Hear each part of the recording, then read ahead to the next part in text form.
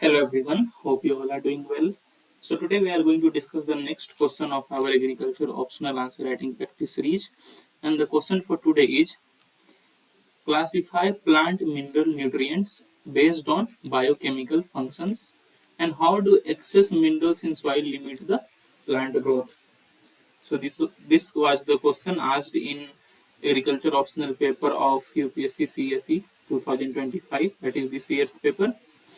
And if you observe the questions, it can be divided into two parts. In the first part, we have to classify mineral nutrients on the basis of biochemical function. And in the second part, we have to discuss how excess minerals in soil limit the plant growth. So let's see how we can approach the answer. So in introduction part, instead of writing too much, we can simply mention about mineral nutrients. Okay, because the question is about plant mineral nutrients. So these are mineral nutrients are also known as essential elements. They are generally essential elements which are required by plant for metabolism, and reproduction. And reproduction. So this is how you can kind of define mineral nutrients. Okay. And if you see essential elements, you can also mention one, two lines if you want to. These are divided into two parts: micro elements, or you can say micronutrients, not elements, micronutrients and macronutrients. So these macronutrients are needed in high amounts, large amounts, such as N, P, K, C, H, O. These are macronutrients. Okay, nitrogen, phosphorus, potassium, carbon, etc. So, and in micronutrients, you can mention about iron, molybdenum, etc. All these are macronutrients that are required in low amounts. Okay, as compared to macronutrients. So I think if you write all these things in introduction part, that would be enough. Now let's move to the body of the question, that is classification of these nutrients on basis of biochemical functions. So classification on basis of biochemical function.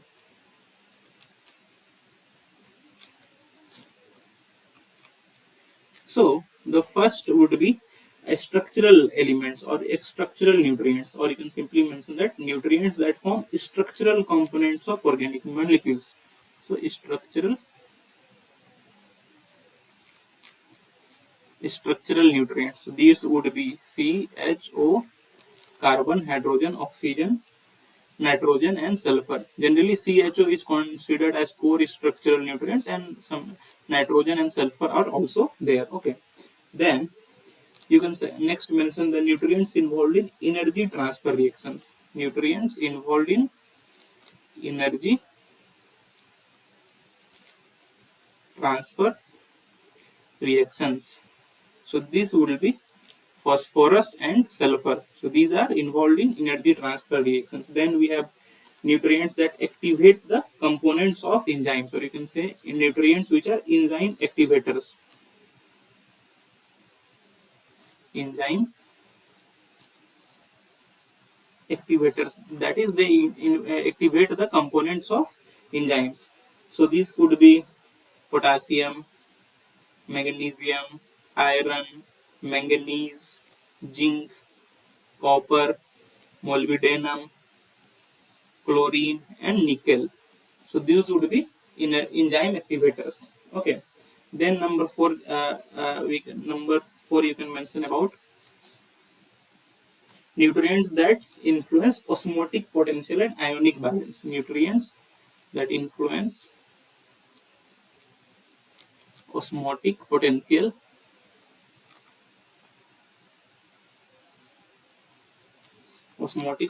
and ionic balance.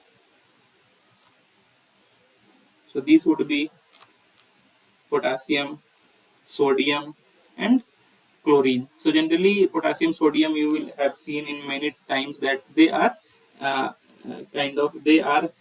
focused on osmotic potential and ionic balance. A lot of you can see ions potassium and sodium ions are kind of they influence the osmotic potential of the cell. For example, in stomata, you can see how potassium and sodium ions act.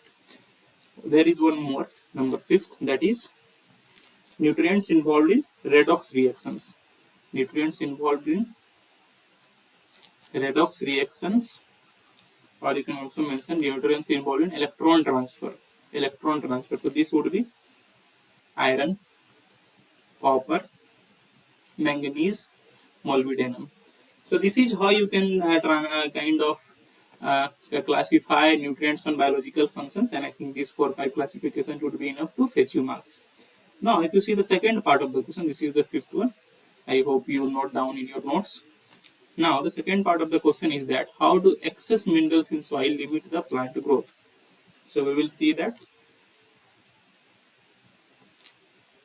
effects of excess minerals on plant growth.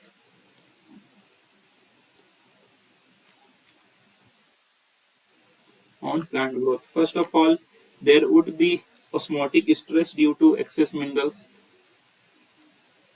Osmotic stress. Okay, suppose there is high salt concentration, there is high Na plus and Cl minus ions in the soil. So it is kind of bring osmotic stress in plants. This can lead to wilting and stress, physiological stress. So first problem would be osmotic stress. Second, there are chances of iron toxicity due to excess minerals. Iron toxicity, you have heard about boron toxicity, for example, which can cause chlorosis, necrosis, which can cause necrosis, chlorosis. So this could be another problem. Next, you can also mention about nutrient imbalance would be there. Nutrient imbalance. And what happens due to nutrient imbalance if suppose K plus is more, high K plus is there, high K plus is there, it affects the uptake of Ca2 plus and Mg2 plus. So high K plus will reduce the uptake of Ca2 plus and Mg2 plus. So due to imbalance, the absorption ability of the plant, one ion can inhibit other ions, so it can cause a problem. Next, you can mention about altered enzymatic and metabolic activity. Altered enzymatic and metabolic activity. Metabolic activity, for example, elements, if there would high levels of copper, high levels of manganese, high levels of iron, if these are very present in very high levels, they can denaturate enzymes. Denaturate enzymes. So that could be a problem. Next, they can alter soil pH. Okay, this can make soil acidity, soil acidic. This can make soil highly basic, which can affect the plant growth. Okay, this can also kind of affect. There could be effect on of these in microbial activities. Microbial activity can be affected. Okay, for example, there is high kind of uh, pH, or there is high toxicity, so it will affect microbial activity. For example, in pulses, rhizobium is there, so rhizobium could be affected, which will lead to decreased nitrogen uptake, which will in turn kind of reduce the plant's growth capacity, reduce the plant's growth, and overall it will affect all nutrient availability, nitrogen fixations, all these things. So I think these are the 5-6 points which I have mentioned that can which can explain that, which explains that effects of excess minerals on plant growth. So these were the 2 parts of the question. I hope you understand all the 2 parts very nicely. And in conclusion, you can mention that yes, both deficiency and excess of minerals can lead to nutrient imbalance and biochemical problems in plants. That is why, therefore, balanced nutrient application, balanced nutrition to plants is very necessary for good growth and everything. So this is how you can write a conclusion. So I hope you understand all the parts of the question. So that is all for today. If you like it, please press the like button, please do share, and please do subscribe. It takes a lot of hard work to make such videos for you on regular basis, and if you like, if you share, if you subscribe, it motivates us to make more such videos for you regularly. So that is all for today. Have a nice day. Thank you.